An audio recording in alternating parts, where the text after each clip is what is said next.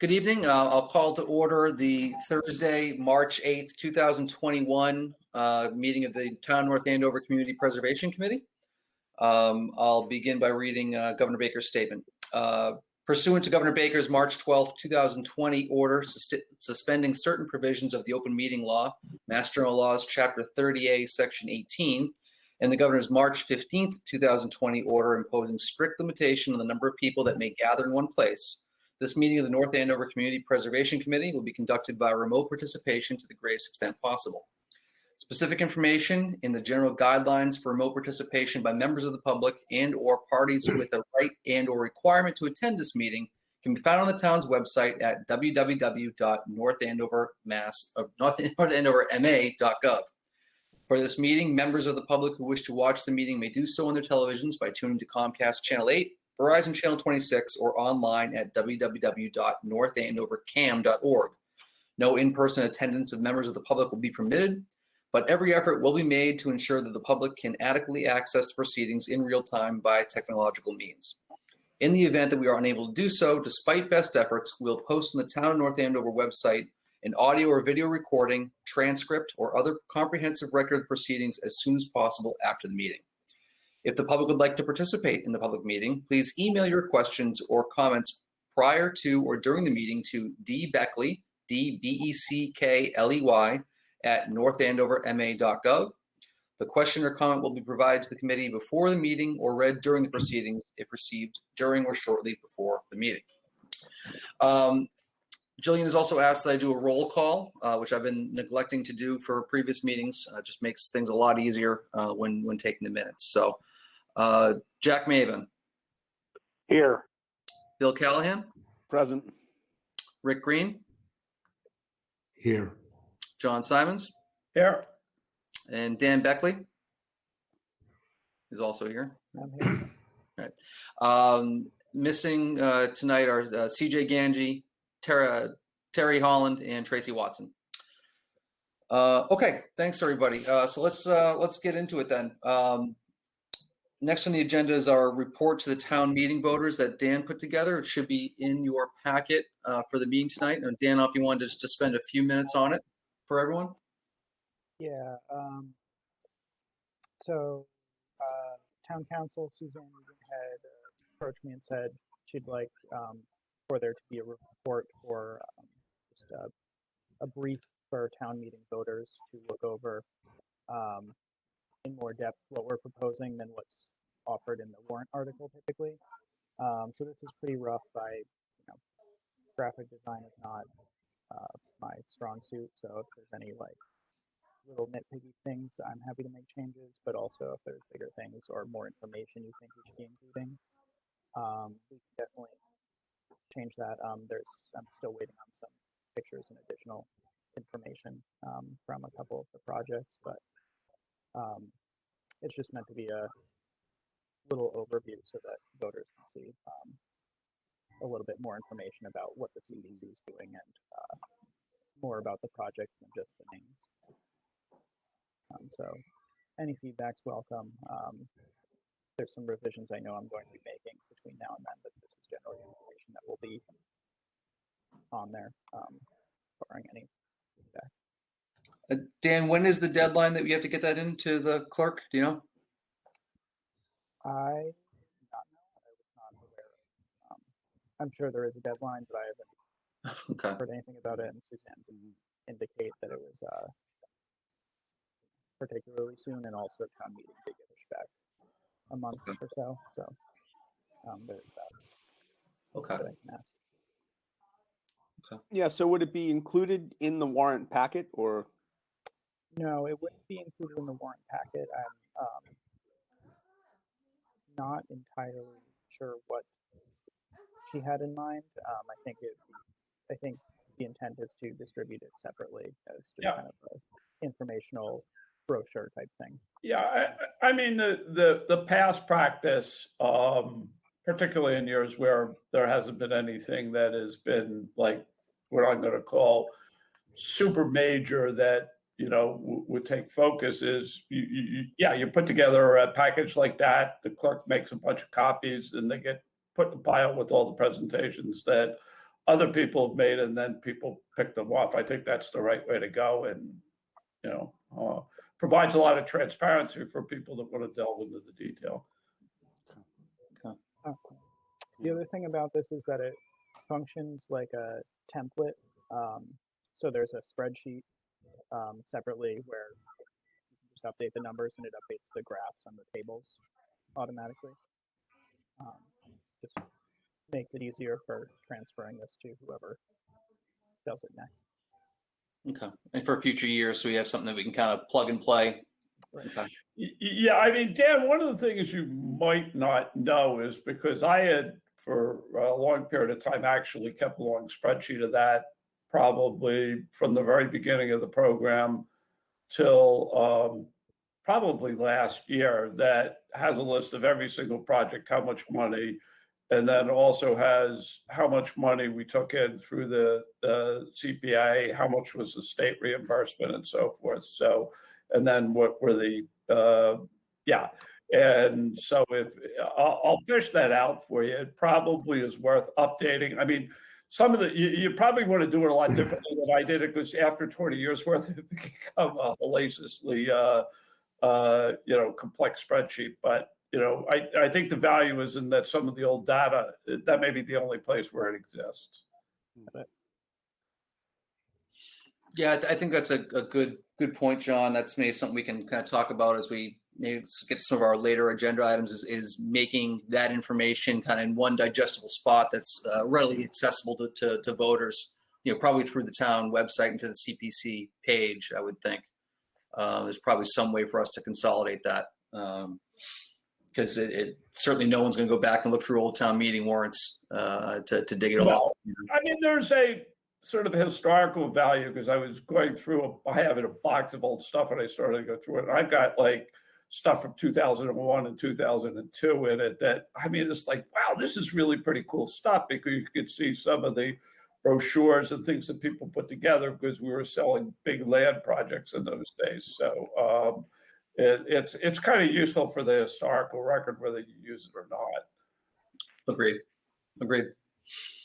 Okay. Well, Dan, how do you want to get comments? If there's no other additional comments tonight, I would say, folks, you can go ahead and shoot Dan an email if you have it. Spend a little bit of time this week and try and get, maybe by the end of next week, any comments you have, get them over to Dan.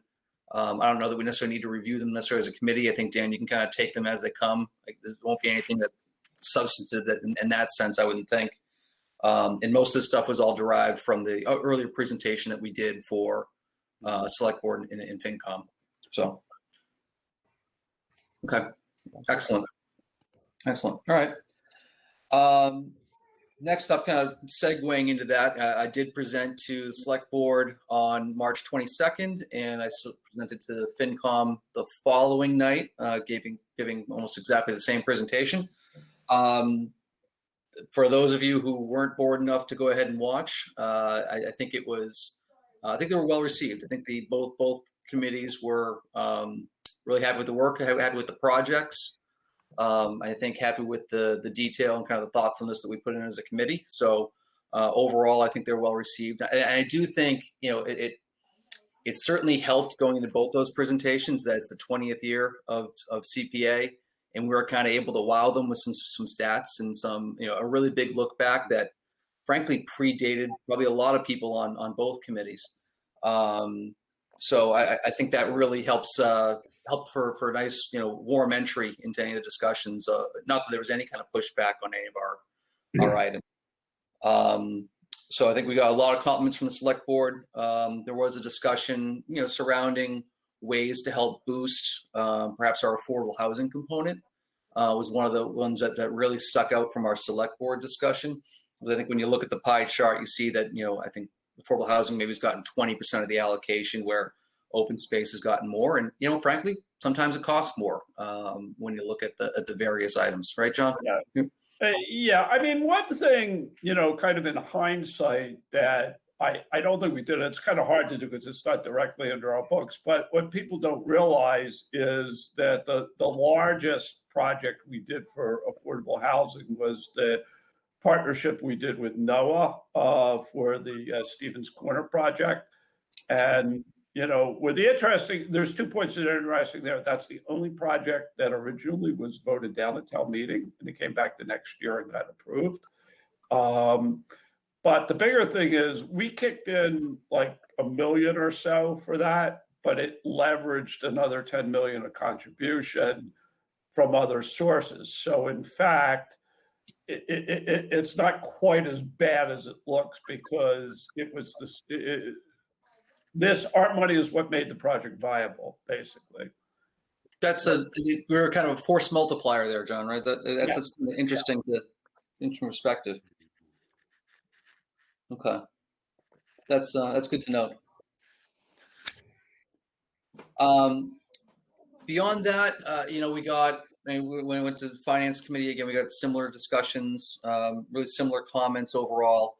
A couple of questions on the middle school fields project and those dollars being tied up, and I punted as much as I could to town council, but other than to say right now it's allocated, it's on the books, and it's not really in our hands right now. I think everyone received Suzanne's email on that, but which was good news. So, but overall, I think they're both well received. I have not gone back and looked and see what they've put out for recommendations. I'm expecting favorable action from both. So I saw no reasons for any objections at all. So, all right. So don't want to belabor that point, but I think they were well received. I think they were happy. Yeah. All right. So if no other questions there, I wanted to kick it over to the discussion on signs. Rick, you had kind of brought up the Glenny property at our last meeting, but it wasn't on the agenda, so we had to kind of kick it off to the side. So we couldn't, which I just want to pick up that discussion now, which I think focused largely around the cost of the sign. Yes, so Greenbelt had budgeted roughly $300 for the sign cost. The estimate I received from Dawn Sign Tech was $1,875 for that sign. So it was obviously considerably a larger amount than what Greenbelt had allocated for the sign. I have reached back out to Dawn's to find out if there was any less costly alternatives to that sign. Not so much in terms of the design, but more so in the materials of the sign. I have not heard back from them yet. Okay. However, I have to believe that whatever alternative is out there would be probably not $300. So they're looking for direction from us in terms of the sign, how they want to proceed with it. And I told them that we needed to discuss it at this meeting. So I'd hope to be able to at least bring back some guidance to them after this meeting. So I guess my question is number one, how do we go forward with this project, and how do you want to go forward with future projects? So, all right. So right now for this one, we know worst case scenario, there's a $1,575 delta between what Greenbelt's going to kick in versus what the cost is. That's our biggest number, right? Yeah, that's correct. And that 1875 is before sales tax. So realistically, with sales tax, you're talking another $117. So it's $1,992 total, including sales tax. So all right, $2,000. So we're at $1,700 off, give or take. Yeah. Yeah. Yep. I'll kind of throw this out on the table. Is there anything that's going to prevent us from saying, you know what, this is the sign we want, the design and quality of the sign is important for us for projects, that we can use our administrative funds to supplement the difference? Are we allowed to do that? I think we can. I believe you can, one way or the other. There's a lot of ways to do it. I'd be interested in everybody's thoughts of, if Rick, I know you've done a lot of work on this stuff, so you probably have better sense of what it is, but if we had to pay $2,000 for every sign on every property, and I'm a little bit exaggerating for effect, that becomes a fairly significant amount of money. And I'm wondering, just, Greenbelt is in the business of doing this. They put signs up everywhere. And it's interesting to me that they thought the marker for this was $300 or $400 versus $2,000, or are we over engineering the thing? And, you know, I know we've got into it a lot, so, you know, I'm not, you know, trying to point the finger or anything like that, but just sort of saying, hey, are we looking at kind of two completely different things here? I think the greenbelt sign is a much simpler sign. I don't know the longevity of it. I think when I originally spoke with Dawn, I basically told her to take the sign design, not necessarily the material, but the material that this sign would be fabricated from is, I believe, what the town uses as a standard for the ones that are on the granite post. So I guess that's where that came from. And I guess, again, I've also reached out to Dawn to find out if there's any other alternative to sign materials that could be cheaper.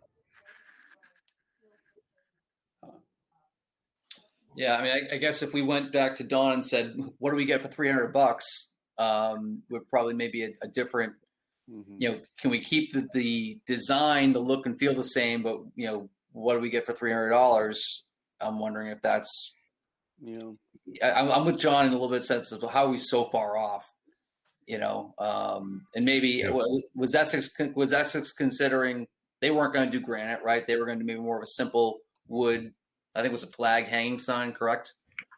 Right. No, and yes, that's correct. And this sign right here is not. That's just for the sign. That's for the sign itself. That's not with a granite post either. That's just for the sign. So I was actually surprised at how much money it was too, considering it's only 2 by 3. I mean, is there? I mean, I think on one hand, you know, like it seems like we should be upfront and kind of go for something that's got longevity. Because I think when you see, you know, something deteriorate over like, you know, 5-6 years as opposed to 10-12, it's not a good look. And so part of the question is, I think, you know, how are we going to get there?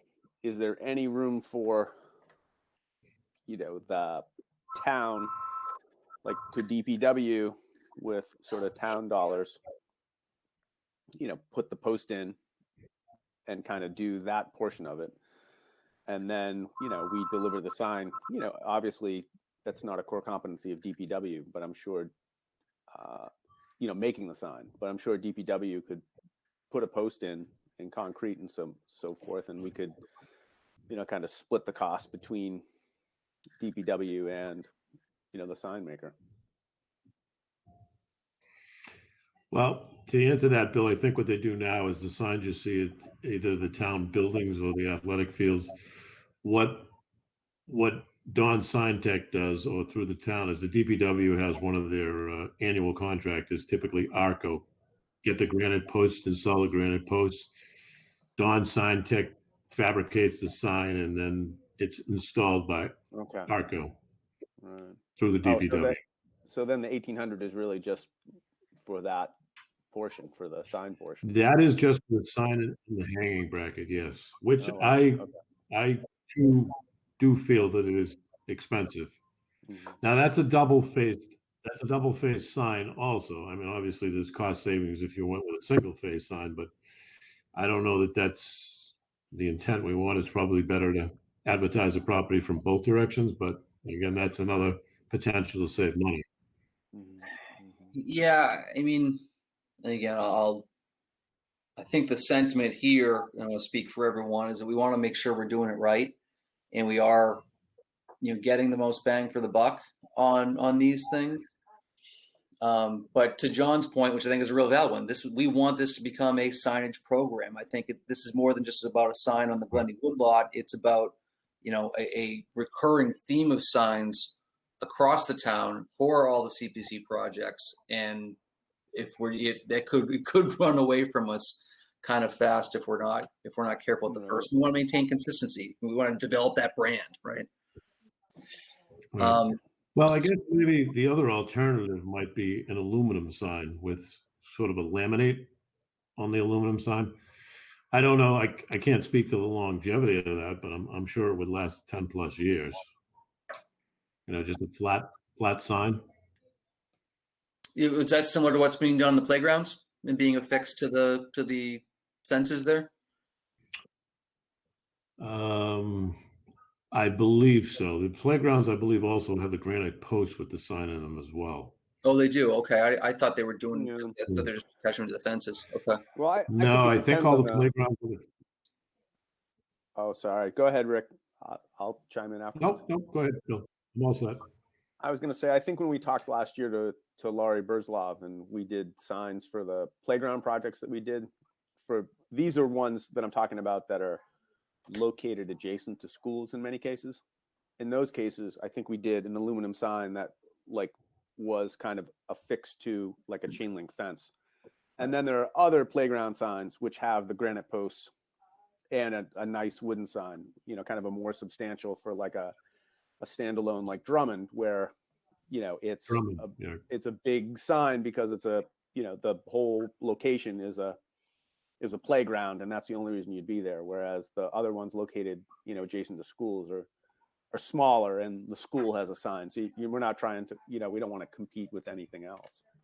We just kind of want to acknowledge the CPC in those cases. Right.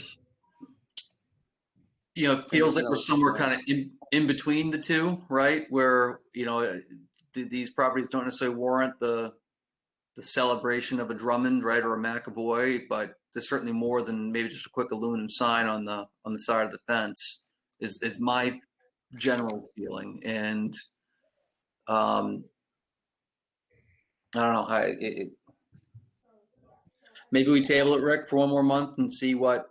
Yeah, I agree with that. I will reach back out to Dawn and try to come up with some less costly alternatives. I'm sure that aluminum sign with laminate or something like that. There will be a double-faced sign that will hang by the eye hooks, similar to what's proposed now, is probably a viable option as long as it looks, you know, presentable. Let me in order to stop moving the goalposts on you, because you're doing a whole bunch of work on this. Right. What can we agree, kind of as a committee, what we feel is reasonable to allocate for each project, and say this is our budget. This is what we think is a fair budget for us to spend per project for the appropriate signage.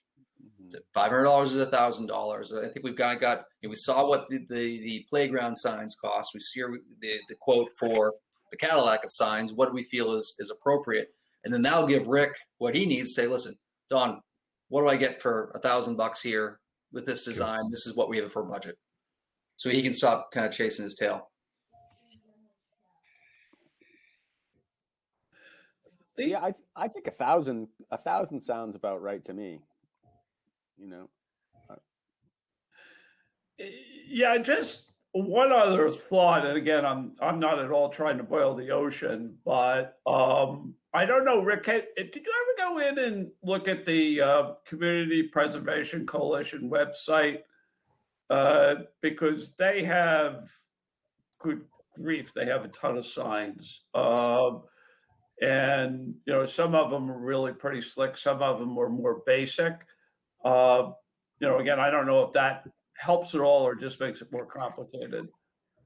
No, John, I think that could help. I'll certainly go in the website, and if we can come to some agreement of where we want to be in terms of a cost, I can take what's on the website and show it to Dawn and work with her to see what we can get for whatever dollar value we feel is appropriate for each project. Yeah.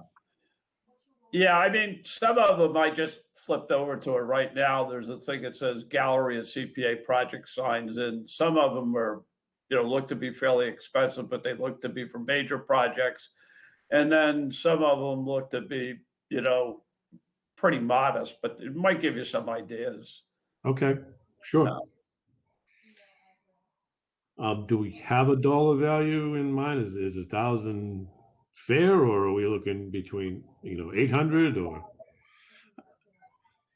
You know, I don't know, Bill, you threw 1,000. John, Jack, you guys have an opinion?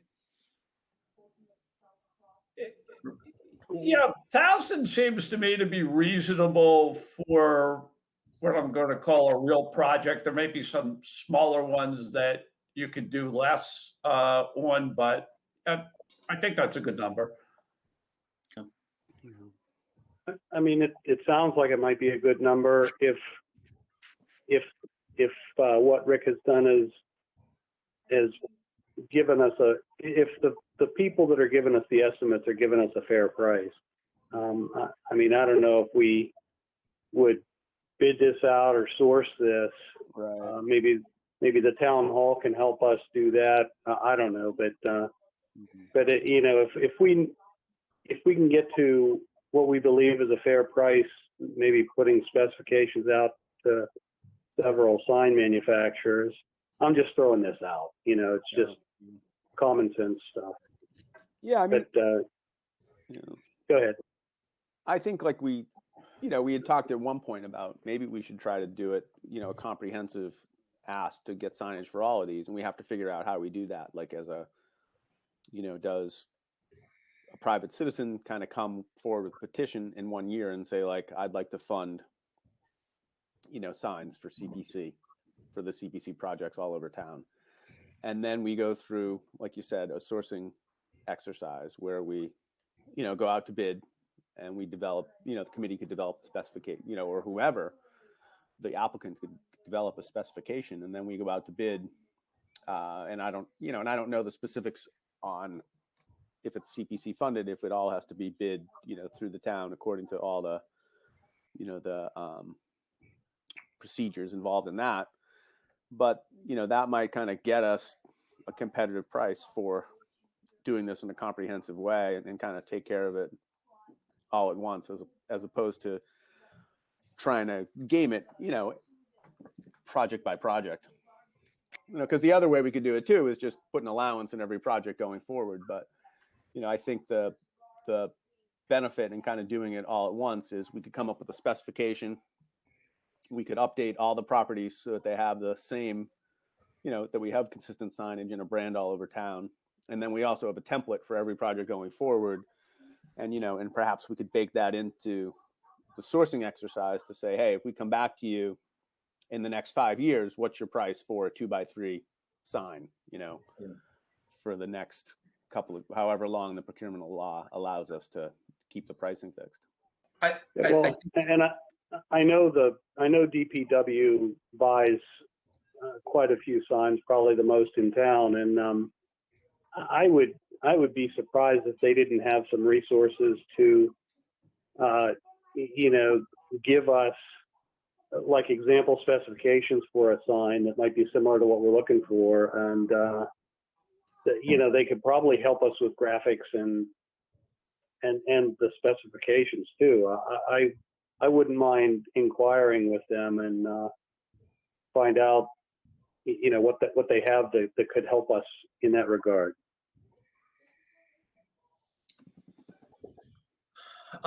So I think the only reason we're kind of pushing on the Glenny is because Essex is contributing $300. They're originally going to do the sign period, right? So, yeah. You know, but I think to Bill's point, we're probably better served to do it right and do it all at once and figure out our mechanism for that.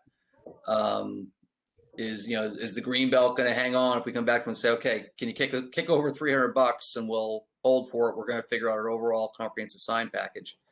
You know, I don't want a nickel and dime, but it's taxpayer dollars, and I want to be fair to what we're spending. So, how are they going to react to that? Are they going to kind of throw their hands up and say? I think what they said was they would go back to their sign designer and see how they could get close to our design. Okay. For $300 or whatever it might cost them. Okay. Well, maybe they'll give us a little more time where we can kind of figure out what we think is the appropriate dollars for all of that and go from there. So I don't mind reaching out to the DPW. I think that I had kind of stayed with Dawn's because that's pretty much who the DPW uses for all of their signage, right, as far as I know. But I can certainly reach out to Tim Willett and find out if they do, or John Borghese, and see if they have a sign specification that they go by, and go from there. And in the meantime, I'll try to work some more different examples with Dawn's, and that's not to say we have to stay with Dawn's. It'll just give us some sort of guidance or to what we can compare it to other sign vendors. Yeah. Again, this is not in no way to beat up on Dawn, right? So that's not the idea on any of this.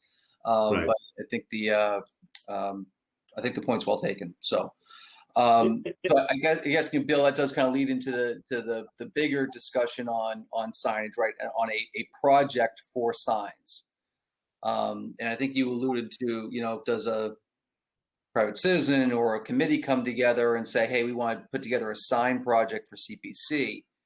And I guess I have two questions kind of about that. Is one is just an overall signage project necessarily in and of itself allowable under CPA funds, if that is the only project. And I guess second fold is I don't see anything in the law, and John, you're going to be able to correct me on this if just with your experience. I don't see anything in the CPA legislation that says CPA cannot propose a project and recommend it to the town with CPA dollars. Our function is to make recommendations to town meeting, right? It does not say that we are to only review applications from outside bodies to then make a recommendation to town meeting.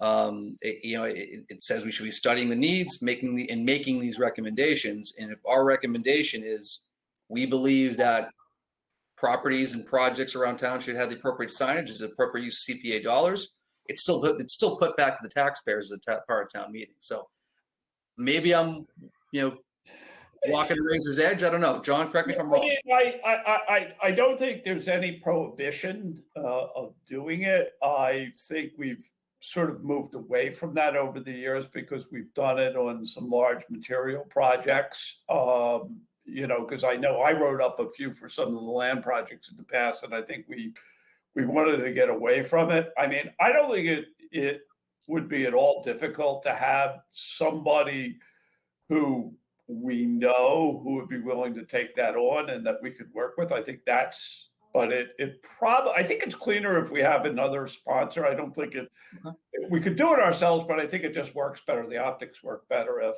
somebody else does it. And I think, I think you probably want to do some due diligence on sort of what the tab is going to be and then finalize it. You might do it in tranches. I still think you could do it with the administrative money, but it's probably worth doing the planning first and then putting the application in later. Yeah. Okay. Now, Brian, when you refer to signs, are we talking about signage for past CPA funded projects only? Yes. Okay. Well, yeah, and then that would be as Bill alluded to, playing catch up on everything else that we've done, other properties that have been purchased or projects that have been funded, and then having a plan for all projects going forward, so we don't have to do a catch up project, a few years down the road. Yes. Yep. John, and I think you're probably right there. Because we are a funding recommendation body, we're not a doing body, right? We're going to need a partner no matter what to execute on a project at the end of the day, correct? So whether it's we go to the DPW or another town body to say, hey, work with us, help us do it, and let's figure out the appropriate plan. Okay, I see what you're saying on that. Yeah. Because right, even if you wrote up an application for an open space project, it really still had ended up being in the care or custody of the Concom or another body at the end of the day, not the CPC, right? Yeah. Yeah. Okay. I think that's fair. Okay, so our takeaway here is Rick's going to go back and discuss with Essex and discuss with Dawn and try and tighten all of that up. Does someone want to take the lead on reviewing all of our past projects? What has signage, what doesn't, and maybe we can try and get an overall scope of this? Yeah, I could do that. Okay. Thanks, Bill. I mean, hey, Bill, if you want to talk about that, I'd be glad to chat with you just because I kind of remember, some of them and where they are. And, because I think we're going to find in the end that we're not going to have one type of signage. Like what we do for the library or town hall is going to be different than what we do for open space. So, yeah. No, I mean, I was thinking, just like we talked about with the playgrounds located, near school grounds, it's got to fit. So I think we might come up with kind of like an A, B, and C type sign.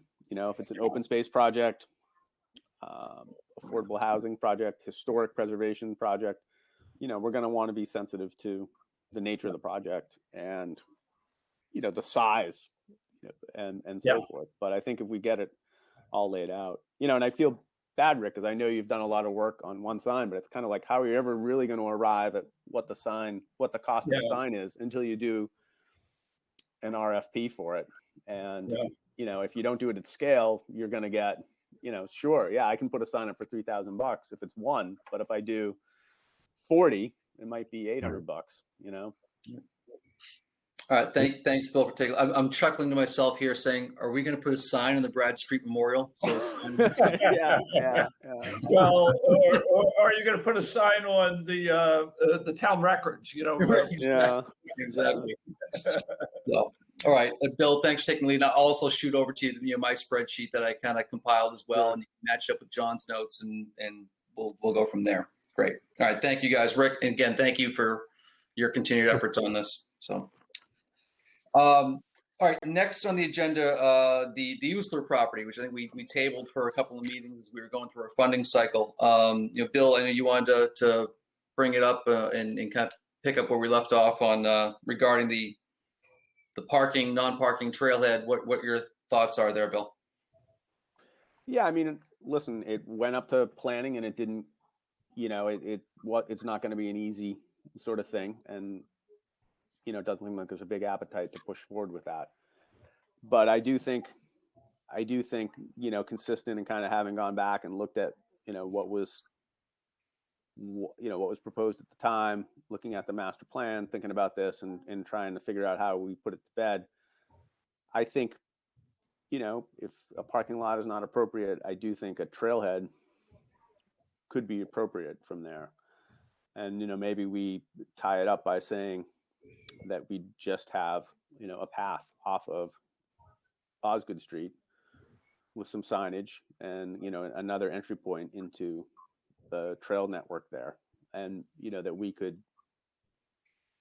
put together a letter and send it to the town manager and the board of selectmen and say, hey, we've got this project with the balance. And what we'd like to see happen with the balance of funds for this project is that we link this particular corridor of open space with the other, pieces of the property. And we think there's a value of having a presence on Osgood Street for people to enter.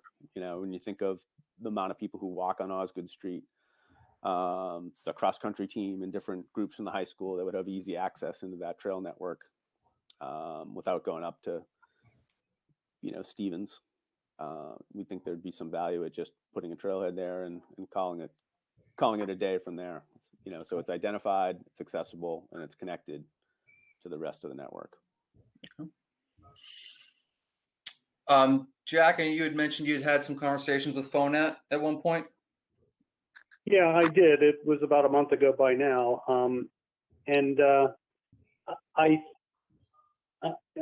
Glenn Aswithley shared with me their trail concept that included that area and Sunny Ridge and Half Mile Hill Summit and all the areas that are contiguous. And they, for their trail network that they envision,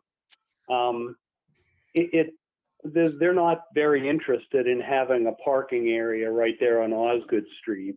They felt that it was better served from the Stevens Estate parking lot. And did everyone? He told me that he had distributed that trail concept to the CPC, and I can resend it out to you guys if you like, if nobody has it. Yeah, I mean, if it's going to be hikers, they probably won't. He's saying they probably won't access that trail system from Osgood Street. They'd rather park, take their hikes, go back to the parking area, and go home. If it's the cross-country team, absolutely, there's possibly some utility in that. The key is that if the trail is installed. It needs to be used. Otherwise, it'll just grow back in and we'll just lose it. So if it seemed like there weren't any uses, any real practical uses from FONAT, they really didn't feel that that an extension down to Osgood Street would really help. There wasn't much interest in it. If there is interest from other groups, yeah, but it needs to be used. Otherwise, it's just going to go away. So I'm trying to look for it right now. I recall the original trail that Glenn had drawn up did have, I thought, a spur down to Osgood Street. I don't have it in front of me right now, but I do. So to hear that they maybe don't want that now is news to me. But you've had the most recent conversation with them, so. Yeah, I don't see any. I don't see any problem with, extending it down to Osgood Street if it's going to be used. And his thought was it probably wouldn't be used by his hikers. But.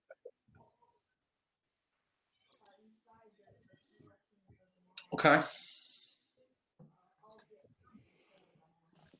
Yeah, I just think about it. I think about it this way. I mean, when I think of entry points into that trail network, you've got the spot over by the pond where we're doing the project this year. That gets you into Wire Hill. Then you've got Half Mile Hill parking lot, which is, I would say, not very well known, actually. Because you go all the way up in front of Edgewood and there's like 2 spots for Half Mile Hill. And I don't think that's actually well used. I think a lot of people, hike Half Mile Hill from Osgood Street. And then, at the extreme, you can go like another 3/4 of a mile up to the Stevens Estate, which involves kind of driving up that road, which is, not the best road in the world. And then coming in, parking at the Stevens Estate, or, at the very end, the very last spot, thanks for that visual, would be where that final P is, after Prescott Street, before, Osgood hits 125, which is kind of swampy. So, yes. So if everyone can see my screen, I'm sharing kind of what Glenn had initially shared, the purple trail being the new network for this parcel. And it does show a trailhead down to Osgood Street. So again, I don't see how it hurts. Yeah, I don't either. Yeah, do we want to have him come in to talk to us, or,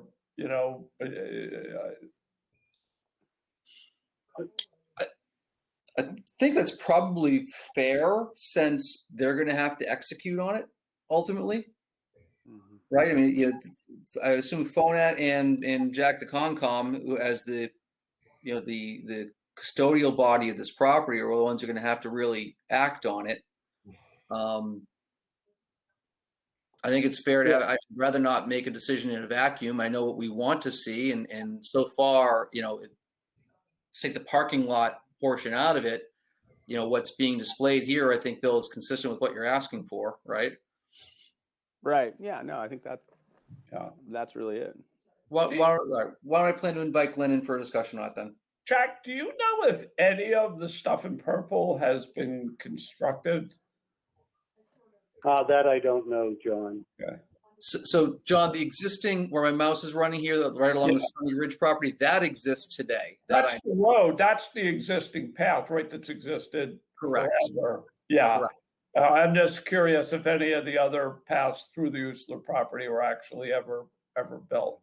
I don't think so. When we walked it out there, got a long time ago now, there was a little causeway that would need to be constructed here, and there's another kind of low spot here where this little runoff comes through. But this is essentially, Glenn had an app that kind of tracked our path, and that's kind of how he laid it out.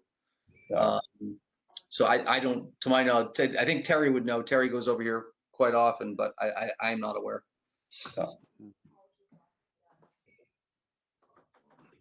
Okay. I was there a month or two ago, and there's still no trails. People from Edgewood walk through there occasionally, but there's just the trail that's been there forever. Yeah, so Edgewood takes the other trail up this way. Okay. Okay. Well, why don't I ask Glenn to come in and chat with us for a little bit at our next meeting then? Are you okay with that, Bill? Yeah, no, I think that would be good. Okay. Okay. All right, I'm gonna stop sharing my screen here. Okay. All right. Any other points on the USO property? Any other comments before we move on? Okay. All right. Last, I want to talk a little bit about process review, process and kind of how we're going to go into next year's funding cycle, right? And what our approach is going to be. I mean, I think I was overall pleasantly surprised with the number of projects that came forward this year. I mean, maybe a lot of folks were sitting at home during COVID, contemplating stuff to do. That said, we still had more than adequate funds to fund the projects there, which, again, John, I'll defer to you a little bit on this. Is historically, have we tried to spend to the number, or has there been a sentiment in the town that if CPC is not spending to its number, why is the number as high as it is? No, that latter thing has never come up. I've literally never heard a person in 20 years bring that up as a point. I think the argument we've made is we don't want to spend all the money every year because the requests come in irregularly, and that if you spend it all every year, something bigger may come up that's very meritorious and it becomes harder to fund. I mean, you can bond stuff, but you generally don't like to unless you absolutely have to. So having a reserve is actually very valuable and gives you a lot of flexibility. And again, I was probably reading too much into it. It was one of the questions I think that came out of the finance committee regarding the 3% surcharge and if that's a fixed number and how that's set. And I was probably taking it a few leaps too far in terms of where the questioning was going. But that was more my overall thought on that front. So I think there's two things with regards to, I think, our overall process now that we've gone through our funding cycle and we're going to head into our last couple of meetings of this year and then on to the fall. One is what we kind of talked about last year, right? Refining our process through our application and kind of, I think we talked about having a score sheet, like a check sheet of each application and going through the motions of how we approve them. I think we did a good job of that, of capturing the essence of each project this year. But formalizing that process a little bit more is something that we ended up not getting to when COVID struck and we all stopped meeting. So that's something I would like us to pick back up in these next couple of months. The other part is with regards to, I guess, goals and maybe agenda setting for the committee. And one thing I think I'd like to put out to the group here is how we go about better communicating and better getting assessments from the various stakeholders, whether it's the master plan committee, whether it's the historic society. Obviously, we have people who sit on this committee, but making sure that we're having essentially a public hearing or sorts of what are the town's goals for community preservation dollars, and how are we actively helping find those projects and bring those projects in, and not just waiting for them to come in to us. And it's something we've talked about in the past. So that's kind of that's my big picture thought for what I think I'd like us to try and achieve over the next couple of months. Then refine our process and hopefully spend the fall in a pre-application process and really refining the applications that come into us and make sure that we've thoroughly vetted them, that the applicants have thoroughly vetted them before we get into our actual funding in February, March. So I'll stop filibustering now, and I kind of threw it on the table and curious as to everyone's thoughts.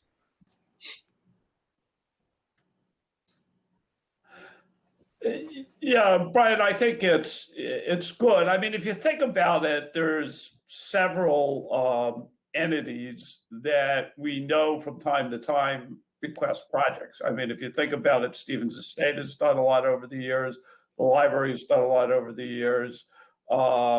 the housing authority as well. So I think maintaining a dialogue with those groups, and I think we've generally done it pretty well. I think makes sense. We didn't do it this year with Stevens Estate because I think there's a lot going on, but I think those things are very helpful. And there's probably a few other ones. I mean, I think to the extent you bring a guy like Glenn in, that gets another angle at some of the open space things. Open space projects tend to be sort of very large, chunky, and we're now at the point where the number of parcels that are even available are relatively limited. So those take a little bit longer to sort of figure out. But I think the general approach is good. I mean, the hard part is, like we found this year with Michael Smolak, is we didn't know he was going to do this before he did it, and it probably would have been good to have gotten in front of it a little bit. Those are the harder ones to figure out. Right. Maybe which would have been tough to find. It's one of those things you don't know about it until you know about it, and it's a little bit harder to suss that one out. What about the master plan committee? Should we have a discussion with the master plan committee as a group? I think that would be very helpful because I think they're talking to a bunch of different groups and they're kind of, cross-pollinating with lots of different committees. So it might be a very useful meeting to go through. Okay. I think especially when it comes to affordable housing, I think that's a big one because our affordable housing constituents are the Housing Authority and the Affordable Housing Trust. And both of those, we have a pretty well-worn path for, they come for capital needs or they come for a yearly allotment in case of the Affordable Housing Trust. But we haven't really seen anything, as John alluded to, we haven't really seen a project at scale in quite some time. And part of the question is, how would we, I don't know, like, what do we not know about how you would help attract a project at scale to North Andover for affordable housing? Yeah. I mean, one of the things obviously is we did give the town manager money this year to hire somebody. And I think that's maybe the focal point for the dialogue because I think one of the things that we learned about when we did the NOAA project 10 years ago is that we did not have the technical capability within town to, know how to manage the financials or any of that stuff with a project like that. And, I think we learned a lot, but we probably, since we haven't done it in 10 years, we probably lost a lot of what we learned. So, maybe this consultant will be the one that will help us. Okay. Yeah, I think about the master plan committee, and I do go back to that pie chart in our 20-year history and say, okay, master plan committee, here's what we've done. How does this jive with what you think the master plan goals should be for the committee, for the town rather? And is that even appropriate necessarily? I mean, the two are related, but not necessarily exclusive or married. But how we're prioritizing the spending of taxpayer dollars, how can that jive with what the master plan committee, which should be the overall governing, guiding document, how will we, make sure that our interests are aligned? I think is my kind of thought on that. Okay. So I guess, as we kind of wrap up and move forward to the end of the year, I think we're going to have, the May meeting and a June meeting, and then we typically take July and August off. Is that historically how it's happened? All right. I'm not going to work everyone through the summer. We'll stick with that schedule. I would like to have Lori in. I'll probably shoot for the May meeting to discuss, I think, John, as we talked about earlier, the look back on the playground project, and kind of do an autopsy of that and see what we can learn. And I think while Laurie's in, we can maybe talk a little bit about the Affordable Housing Trust and some of the questions that came up at the select board meeting. So we'll make most use of her time. And I wonder if it doesn't make sense to shoot to have some sort of collaboration with the master plan committee at the following meeting, Whether it's them coming to us or a couple of us going to them, I'm indifferent. I'm happy to reach out and start to create that bridge. But that will hopefully maybe kind of inform our goals as we head into the summer and get ready for the fall. What I'd also like to do kind of concurrently is tighten up that process that we talked about and see if we can kind of pick up the application revisions in that score sheet and see if we can have at least a 90% document that we're comfortable with for the fall, so we can implement it, by the end of this year, so we can implement it for the fall, so folks are looking at it and ready to go as they're creating their applications in the fall. Does that sound fair, everybody? Yes. Yeah. Okay. Sure. Brian, All if I right. could just Brian, if I could just jump in on this. Yeah. On Monday, the master plan implementation meeting, I'll be at that meeting.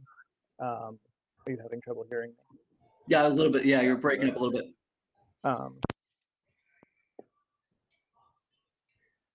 You're on mute now. Still on mute, Dan. Yeah, now we're really having trouble hearing it.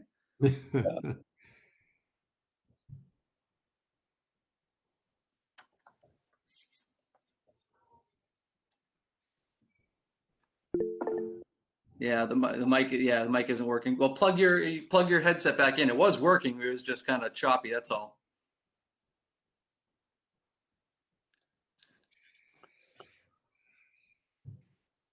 How about now?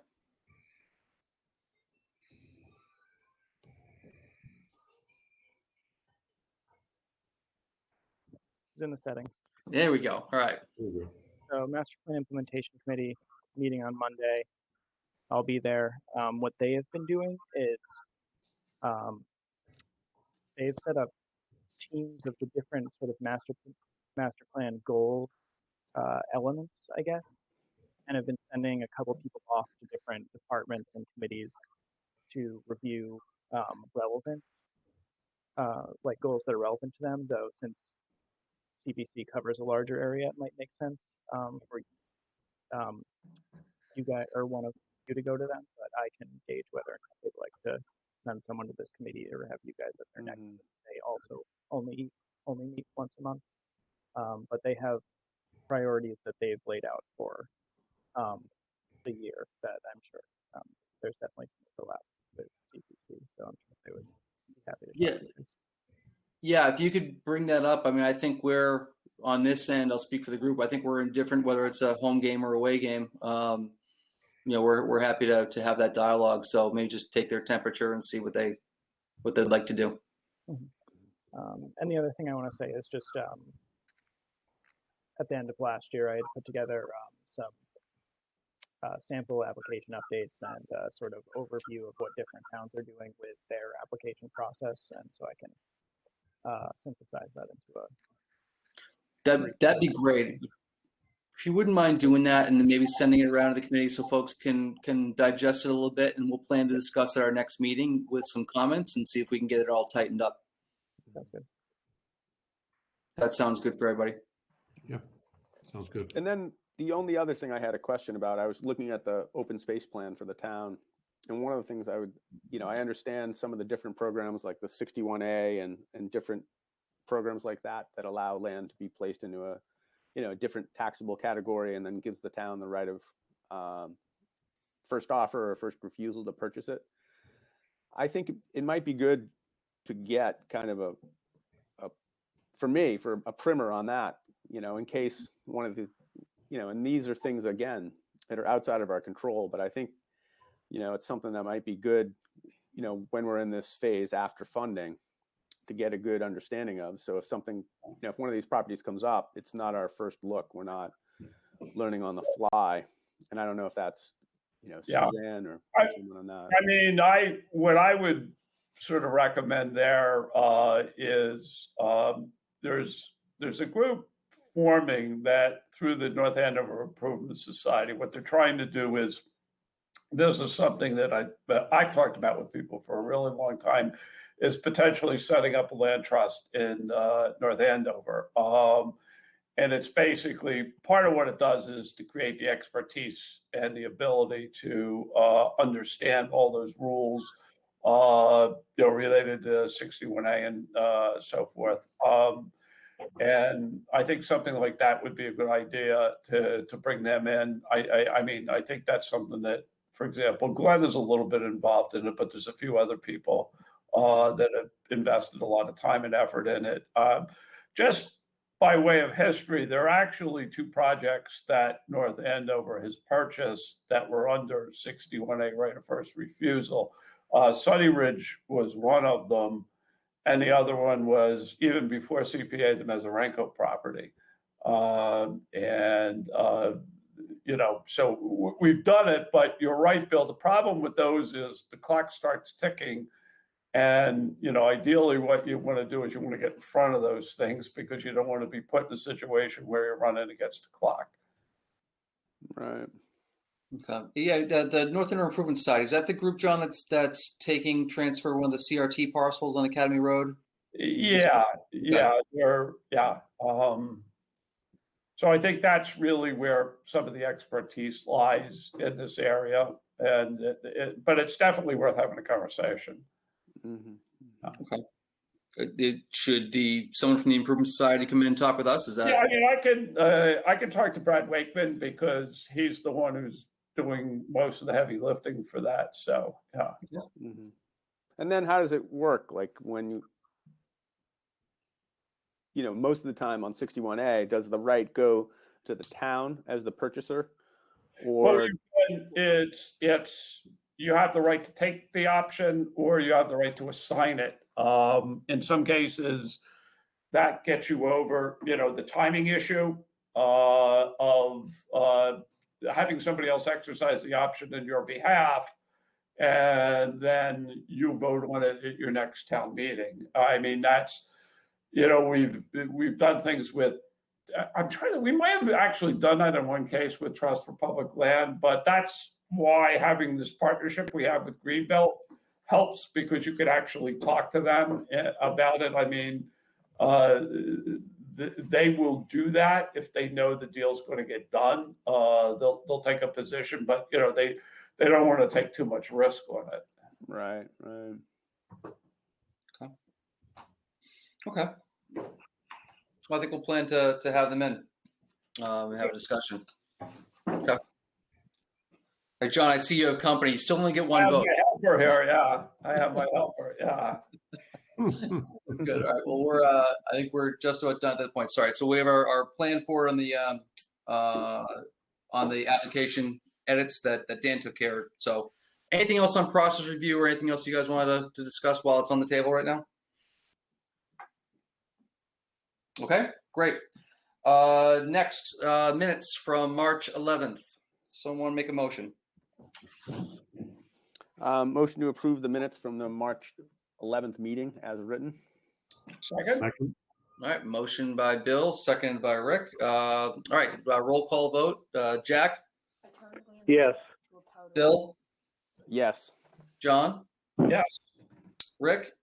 Yes. And I vote yes as well. That is unanimous. Do we have another motion? Motion to adjourn. Motion to adjourn made by Rick, seconded by John. Yeah. All right, Jack? Yes. Bill? Yes. John? Yes. And Rick? Yes. All right, folks, we are adjourned. Thank you very much for your time this evening, and we'll talk to you next month.